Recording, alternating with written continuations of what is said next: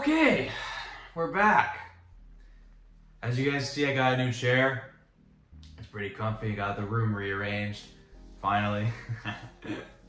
Oh man, it's been long overdue, but we're back in action, baby. Let's go. So, what's going on, bro? It's been a little while. Today, I just want to touch base on something which a lot of you guys, I guarantee, have gone through in your life. Whether it was in high school or in the workforce or anywhere at all, like any social event, you have dealt with some negative fucking people. Like, let's be honest right now. When was the last time you talked to somebody and you came across that one person who was out of alignment with their mood and they just had this negative outlook on everything going on? You know, like it's kind of crazy when how some people just don't change their mindset at all, despite them being told that happiness is a lot better than being negative. But a lot of the times these people are they just don't have the right mindset, and their vibration is very low. So yeah, that's just how it is. Obviously, not every social interaction is going to be perfect, but you do have to be aware that these negative people are going to be around, and you cannot let them drag you down to their level and let their negative energy ruin what you got going on, because you might have some big goals going on, some really huge ambitions, or you're just having a really fucking good day. All of a sudden somebody comes around and they express this negative outlook that they have, and now all of a sudden your mood's ruined. You don't have the same ambition as you did beforehand. It can change just like that. Like these people are going to try and drag you down if they really can. They like to have conversations with people that relate to them, and so that basically means that if they're negative, they want other negative people to gossip to. You know, that's just how it is. You know, these people might change with time, but if they're stuck currently in the moment where they're constantly pessimistic and they're looking at the bad things in life, then that's just how it's going to be for them. They're just thinking that in the moment. And you know, you just can't let that energy just drag you down, bro. Like life's honestly too short to be fucking consuming too much negativity. Like obviously life's not perfect, but you gotta limit that stuff. So some things you gotta watch out for with the negative people. Like, one, do these people talk shit about others or gossip about really anything at all? What do they gossip about? Is it negative gossip? Like, what are these guys talking down on people? Are they bringing people down? Are they trying to give you a false perception of what somebody else's reality is like? And let me tell you how this whole gossip thing is going on. Like, one person may have the wrong perception of somebody else based on their personal experience.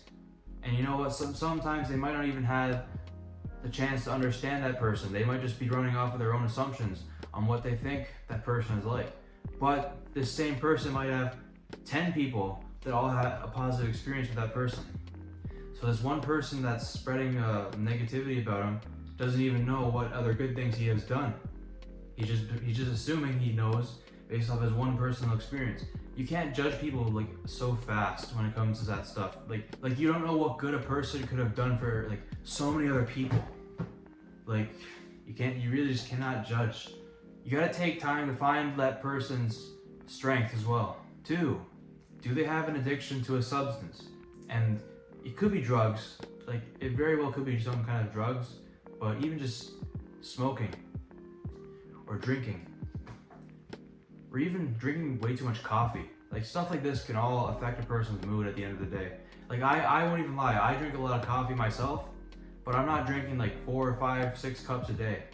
Like, some people probably drink way more than that, especially like with a lot of places like Tim Hortons and Starbucks selling fucking cups like this large, like crazy amounts of coffee that people are drinking. But like what kind of are these guys addicted to a substance, or are they addicted to some kind of negative activity? Because if they are, that might rub off on them, and it could result in negative behavior coming from them. And it could result in negative behavior coming from them, as they could become more stressed out from not receiving that instant gratification from that addiction. Something to be aware of. 3, do they show up to your door? A lot of people that are very pessimistic also have a really big ego, and a lot of these guys will expect you to show up every single time. So if your friends are showing up to you as well as you showing up to them, and there's that equal exchange of like putting in effort, then by all means, these guys are fucking awesome. They're good to you. They're good friends to you. But if there is friends where they are expecting you to always show up, they'll never knock on your door, and they'll never call you first, you always have to initiate contact of some form, then you might need to limit these people and consider getting yourself friends that are treating you a lot better. Because quite frankly, if someone can't see your value and can't even do something as little as coming to the door and knocking on the door, then what's the whole point of having them be around in your life? They're not going to even do that one small effort. It's all little things too. Like if they can't do little things, how can you expect these guys to do big things, like big favors and all that? You know, like these people are not really meant to be around you. They don't really want to be around you. So why would you want to be around them? 4, are they overly emotional? 9 chances out of 10, if we're dealing with somebody that's extremely emotional and acts out of impulse, we could say, if they act in that sort of way, that could mean they are very prone to very negative and toxic behavior, especially narcissistic people. That's just something we could talk about in another video, but that is very, very toxic behavior. That is very, very toxic behavior that you really do not need around. It will drain you, bro. Trust me, I've had to deal with that myself as well. And I'm not saying in this video you gotta cut everybody off. Like, don't cut off all of your network just because some of these guys display a few toxic traits. But you do have to realize there is a difference between friends and acquaintanceship. Your friends are the guys that are close to you, and they have to support you. They have to be giving you positive feedback, and you have to do the same in return. And the same goes for favors. It's all an exchange of value with your friends. Your acquaintances are just people you talk to. That's it.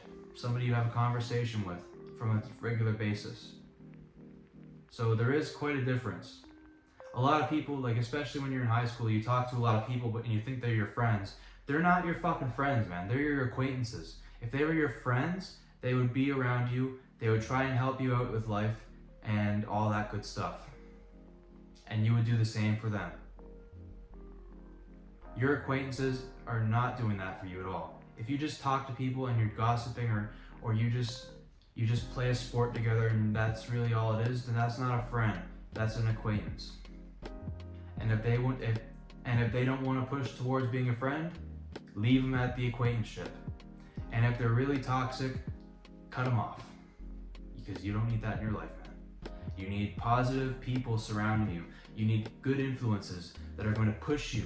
They're going to motivate you. They're going to inspire you. Good examples to be around for where you want to be. If you want to be in a very high position in life, like you want to be like financially stable, or you want to be in great physical shape, surround yourself with people that have money and are in great physical shape.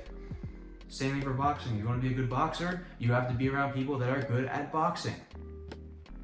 The people you surround yourself with are going to dictate what your life is like. So it's up to you who you surround yourself with and how you want to live your life. I hope you gained some value out of this video.